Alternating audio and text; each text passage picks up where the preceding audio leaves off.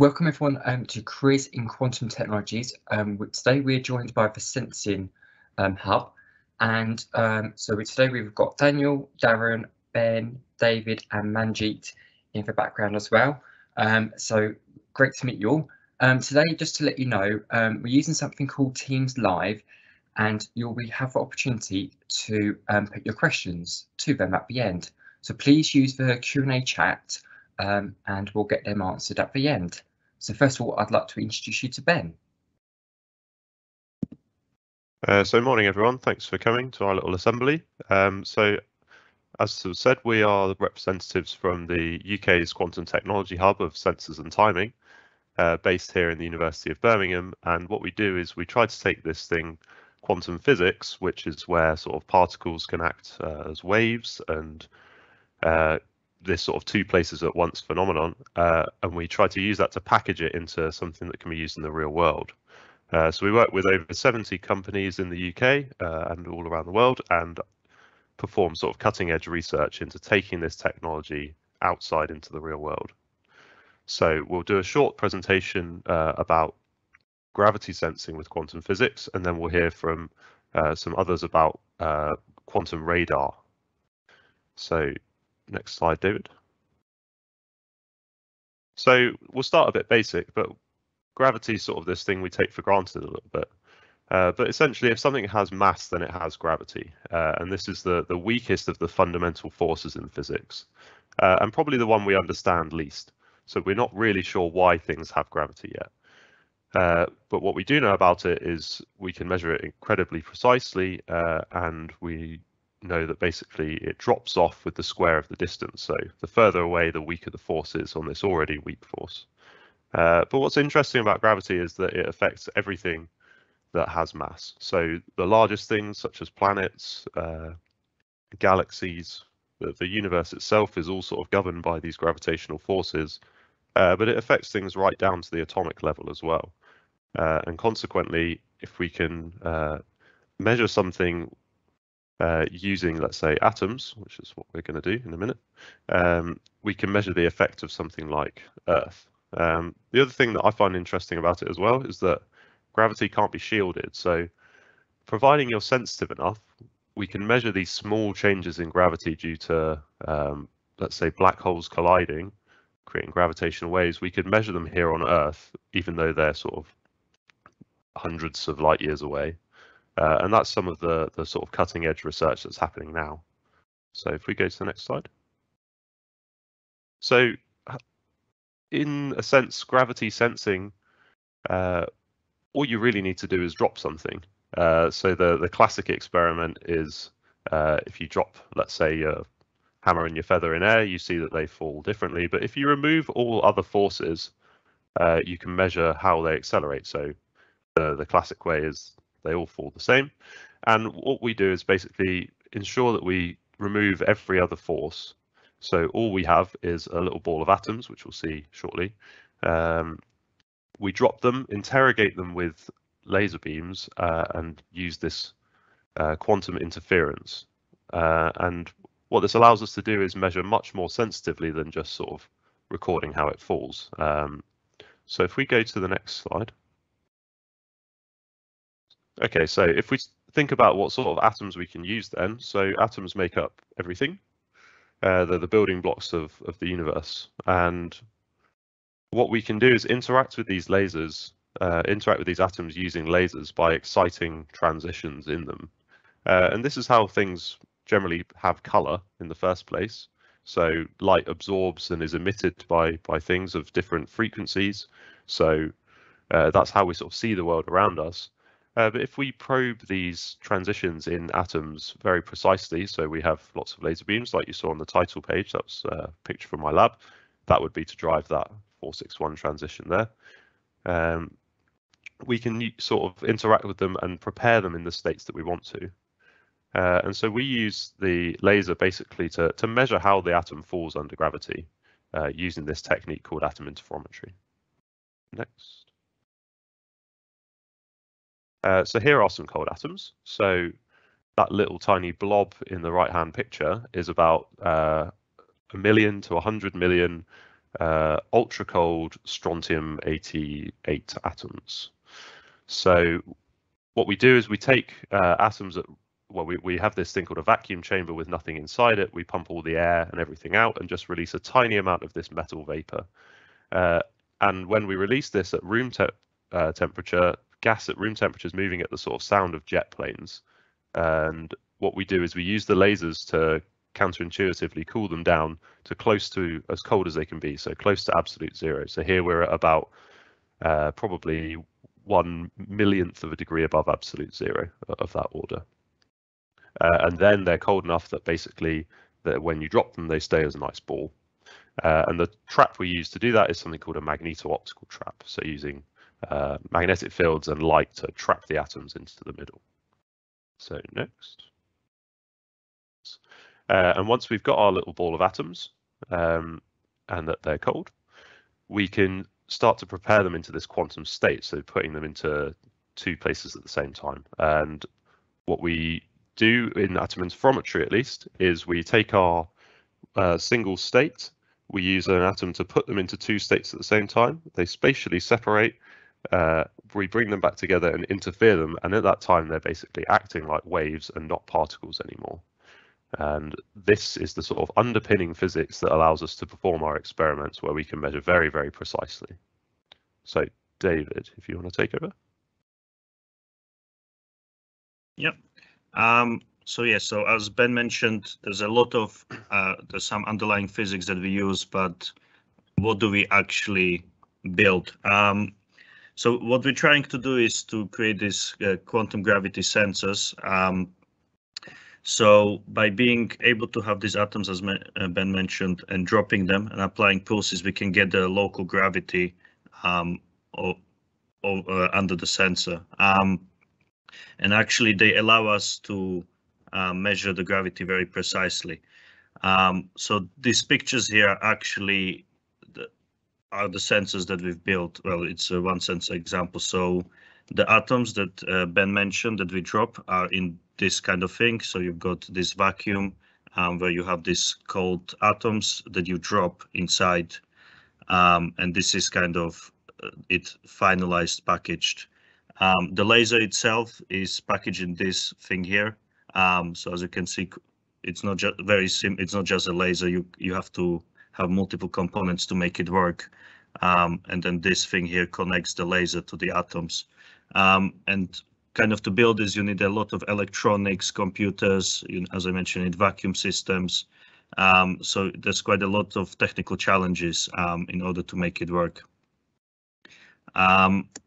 So in terms of what then we can measure is if we stand the sensor over a feature. So for example, the team at Birmingham, what they've done is they found the tunnel and then they took the sensor over this tunnel and tried to measure the local gravity as they move across the tunnel.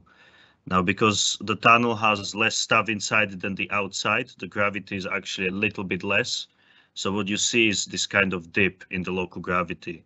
So this dip here proves that you're seeing a tunnel. And the idea is that eventually when the sensors are very precise and quite good, that you could just move the sensors over some terrain and you could measure what's underneath it and deduce without having to dig up for things. So this could have some good applications like archaeology, construction.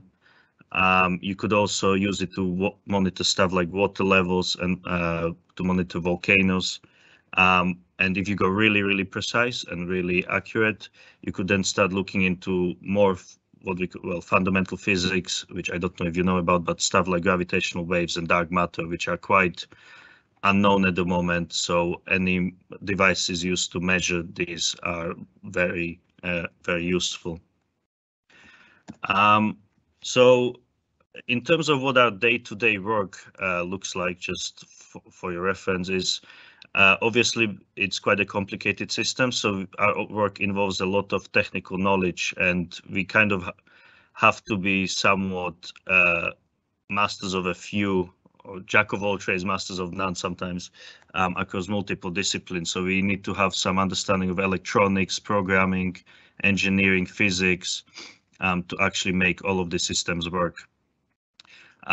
Depending on what you do, you also need to be flexible in how you work. So sometimes you might have to work with other researchers or go to things like conferences where you present what you've done. So you need to be quite effective communicator, and you need to be able to present your ideas clearly. But there are also times when you might just be working on your own and trying to solve problems by yourself. So there's kind of a flexibility in how we work with others. And also our working style in general is quite flexible. So most people don't really mind, for example, it's not as strict about what time you come in, what time you finish, as if the work gets done, that's the important thing. So it can be quite self-motivated in terms of what you do. You essentially, to some degree, get out what you give in. So if you're interested in getting into this, what do you need to do?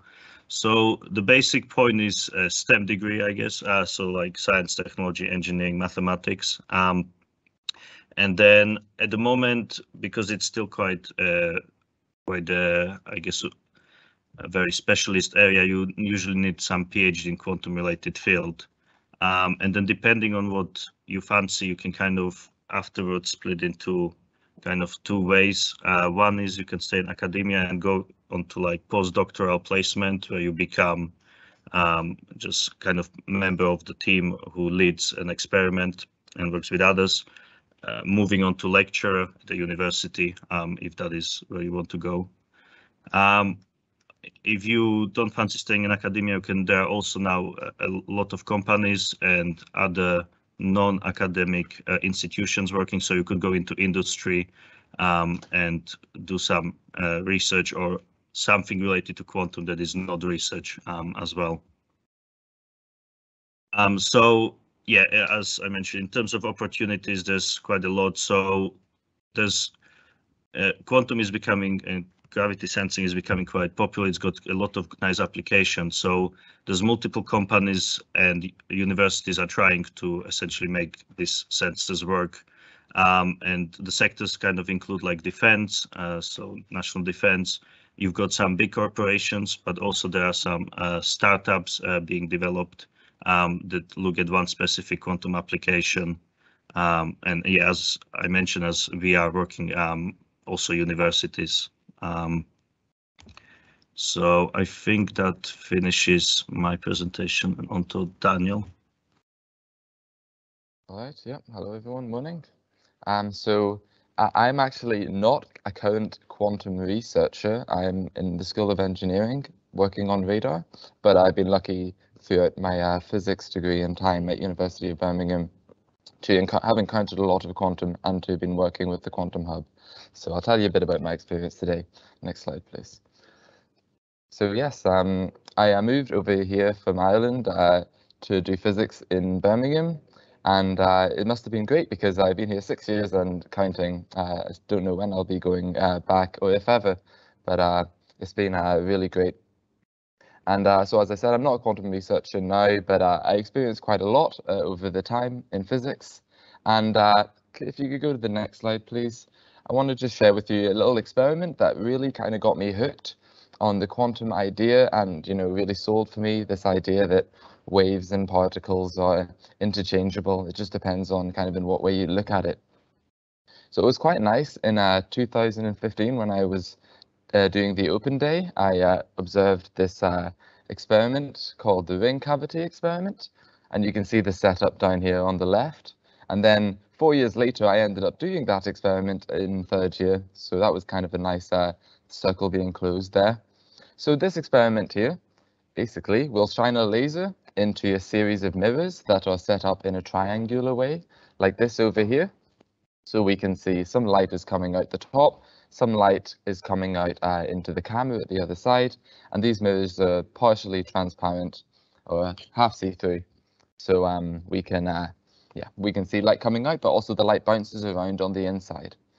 And just a little subtlety that if you then take this setup, and if you take the mirror at the bottom and slowly extend it outwards so that your path length, the total round path of your light is a bit longer, then you start to see coming out of the, you see what you can see on the right, and this kind of plot. The dips in this plot correspond to when the light is being trapped in the cavity, trapped in the loop, and isn't coming out the partially transparent mirrors. And you can see each time we get a little dip here, we also, I'm showing some images that would be picked up on the camera that is looking down, down into what's coming out of the cavity. Yeah, so next slide, please. So it turns out that whenever you are shining light into a cavity this way, and there's nothing really special going on here, we're just shining light kind of in a ring, bouncing around on top of itself. Turns out that naturally the light just turns kind of, the cross-section of the light takes these different modes here. So some of them look like a grid, a square grid. Some of them have circular symmetry over here. So what this is if you were to, I mean, never, ever, ever do this, but if you looked at the laser directly down it, or better to think of it as cutting down the laser, and what would the cross-section of the laser look like? This just turns out to be one of the ways that lasers like to kind of arrange themselves. And if you go to the next slide, please. You may have heard, of course, about our hydrogen atom, and a hydrogen atom is one electron and one proton.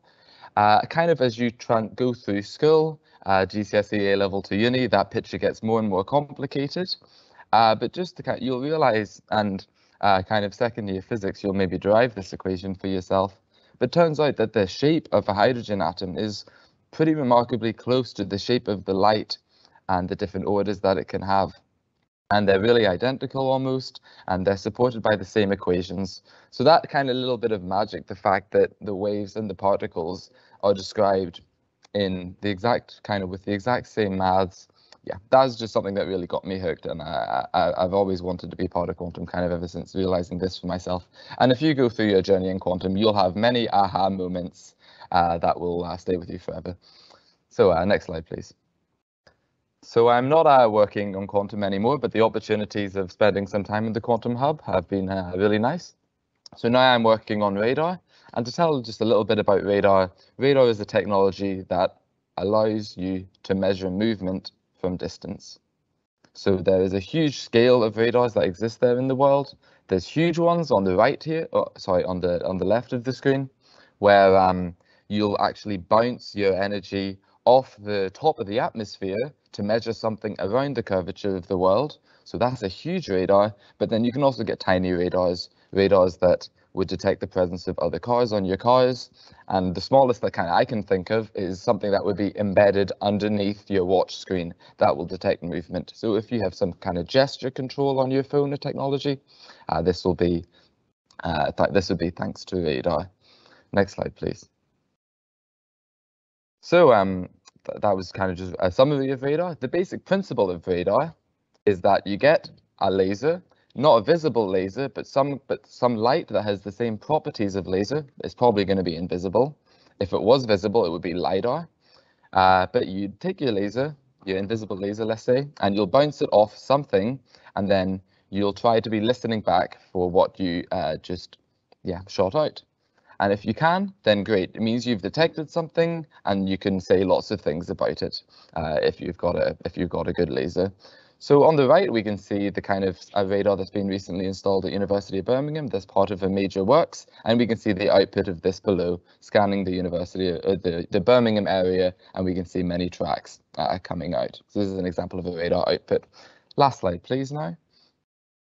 And so my research task, and it's not very quantum, but what I'm doing is trying to tell the difference between drones and birds, which, can be done by a human from about 100 meters to a few hundred meters, but we're trying to tell the difference between, 2 and 5 kilometers, something like this. So that's a much harder challenge. It's not a quantum challenge though, but I'm grateful for Quantum and the Quantum Hub for kind of allowing me to sample lots of things. And yeah, here I am now. And looking forward to see what's to come. That's me. Thank you. On to Darren now. Hello, good morning. I'm Darren Griffiths, and I'm also a second-year PhD student here at the University of Birmingham, working on introducing quantum technologies into radar. Next slide, please. So I'll just go briefly across kind of how I got here. Similar to some of you, I did my A levels in kind of physics and maths. I was always interested in maths, after this, I decided to go to university to study physics further. So I went to Aston University and did an applied physics degree, and then after that, I came here to University of Birmingham to start my PhD. Next slide, please. Yeah, so as some of you are probably thinking of going on to university, I'll start to talk. I'll talk briefly about what you may expect. So especially if you're studying physics in university, one of the highlights for me is that you come across many interesting topics. Some of them that stood out for me, there's nuclear fusion and quantum computing that I come across in my first and second years of university. You'll come across things that you didn't know before, things that you might want to spend a career in. But the main highlight for me is actually being able to work in a research group at university. So you'll get a chance in your final year to do kind of a large scale project in either in research or in industry or something like that. But I spent it in a research group in photonics, and as you can see on the right hand side, this is kind of what I was doing during that. You'll see a little optical setup here. You've got a high power infrared laser that's being bounced around on various mirrors and such. And what we do is we were actually hitting an optical fiber with this high power laser. So usually the fiber has kind of a core and a cladding and a jacket around that. But what we did was kind of strip down the core of the optical fiber and hit it with this high power laser. And what this did is it caused a kind of a perturbation on the surface of the fiber. And they were being used in this research group to kind of make filters and some slow light experiments, and that was kind of interesting for me, and that's one of the reasons I continued on to PhD. So if you go on to the next slide, please. So I'll go over now briefly over some of the stuff I do here in University of Birmingham.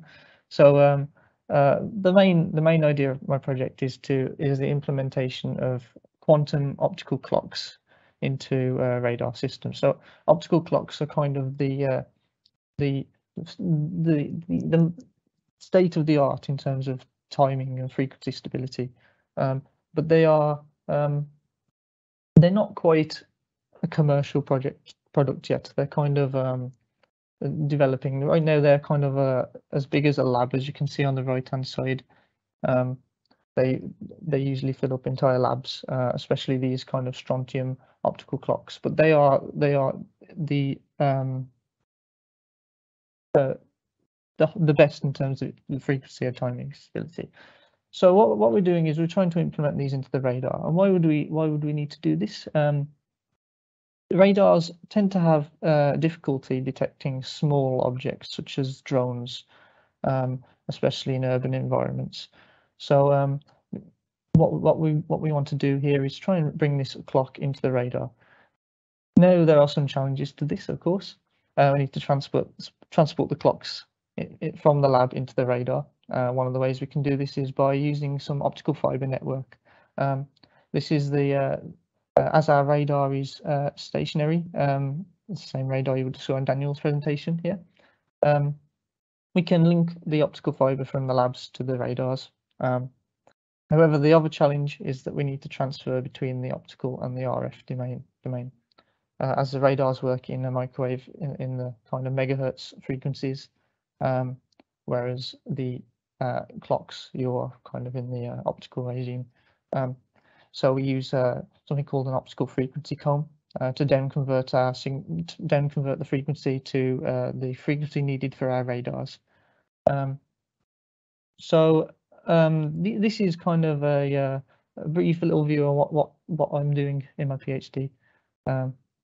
Yeah, I think that's all for me. Yeah, thank you.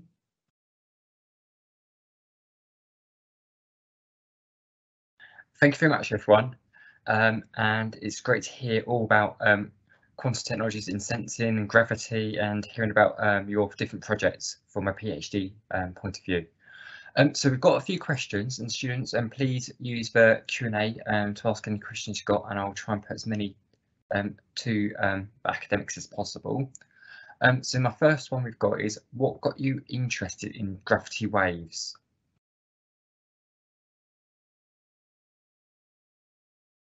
I'll take that one. David, can you move the screen out of the way? Yeah, so gravitational waves are pretty interesting sort of cutting edge research. So only sort of in the last 5 years have they actually been measured at all. And that's sort of the first demonstration. But now what astronomers want to do is use those gravitational waves to determine what's actually happening when these black holes collide. So there's different signatures you can think of these different like cosmological events happening. And what they want to do is basically, you can think of it as having a better telescope, just in instead of looking with light, it's looking in this gravitational wave regime. So what we want to do is enable that to happen in future, and that's actually what the experiment on the screen is part of. That laser system. It's part of can we use atom interferometry as a future gravitational wave detector, so a complementary tool to something like LIGO and LISA. And we've got some compatriots who's put a question in. Could you explain in layman's terms what a gravitation is?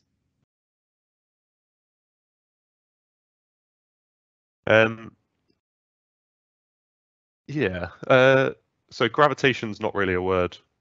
I'm going to interpret that as, so a gravitational wave, if we take that example, is a literal ripple in space-time. So these events such as black holes merging are so powerful that they distort the actual fabric of space and time itself, and that is sort of rippled along like a wave in the sea through space and time from wherever it's happening all the way to us. And it's that sort of compression that we can measure if we measure ever so precisely. And this is it's sort of many orders away from anything we would notice on a day-to-day basis. We wouldn't realize it's happening, but sensitive experiments like this will be able to detect the tiniest of change, and that would be the sort of signal that shows okay, something's happening on the other side of the galaxy.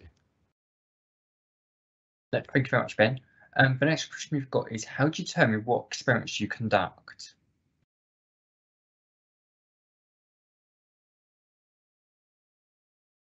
David? Me. It's kind of a little bit, how do I say it, give and take. So in order to perform experiments, you obviously also need money. So it's a kind of combination of discussions between the people who fund your experiment, your project. So a lot of times they will come up with what's called a call, or they will ask for proposals from teams of some area that they want to investigate, and then you apply for a project, specific project that this is what we suggest we should do. And then they decide whether to fund you or not. And then as the project continues, if you win the money, and as the project continues, you can then start looking at similar things within that project that you can do that is helping your research, but also that is kind of feeding into the overall goal. So it's kind of a mix between what the funders want and what you want, and it's kind of, you have to balance it out a little bit. Thank you. And Dave, I've got another question for you here. It says, can you explain a bit about how you use lasers in archaeology, please? Sorry. So, okay, the idea with that was, so everything we do is essentially, as we've got these atoms, and then we drop them, and since they are falling in gravity, there's this atom interferometry that we talked about. As they are falling and you apply these laser pulses on them, it turns out that you can actually work out how fast they are falling under gravity. So if you are able to do this, if you have, for example, an archaeological site, if you have houses and you have different structures, that as you move along this structure over it, you will see different gravity profile, density profile, because there will be different masses. So if you have a house, you will have like walls, but nothing inside. So as you go across, you will see that your gravity actually, there's less gravity because there is less stuff underneath your sensor. But if you move away, there will be more, so there will be higher gravity. So that the kind of idea is to move the sensors over your region and see kind of how the gravity shifts. Thank you. I've got a question for you, Daniel and Darren. How far do the radars reach? Well, as Dan suggested, the radars are they can vary. So some of them can reach hundreds of kilometers, like the ionosphere radars that Daniel mentions, and some are kind of short range, like the ones on your watch. If you're talking about ours radars specifically, they're kind of more targeted for kind of use in airports and cities. So it's kind of like a 5 to 10 kilometer range. Yeah, it's more specific for the purpose of the radars, these ones. Thank you.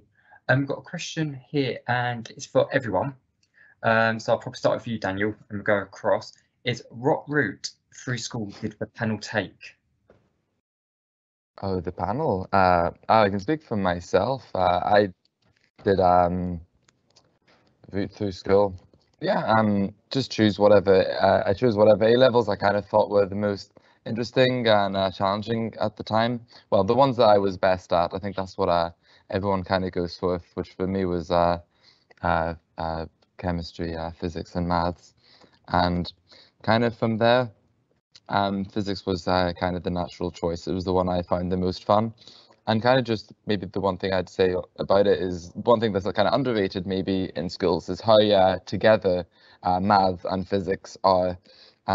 If you're doing A-level maths and physics, you're doing all these techniques in maths that would be great to do in physics and are absolutely used in physics. It's just in your physics time. Maybe there's some people who aren't taking maths. So of course it would be unfair to expect everyone to use these kind of techniques. So yeah, for I think all of us, we probably all enjoyed physics and maths through the school years and use them a lot in our careers now. Same question to you, Darren. Oh, same question. Okay, yeah, yeah. So a similar thing. I did actually in my A levels. I did physics, maths. I also did IT and history. Now, for me, I found history a bit boring, so I didn't really want to continue that one.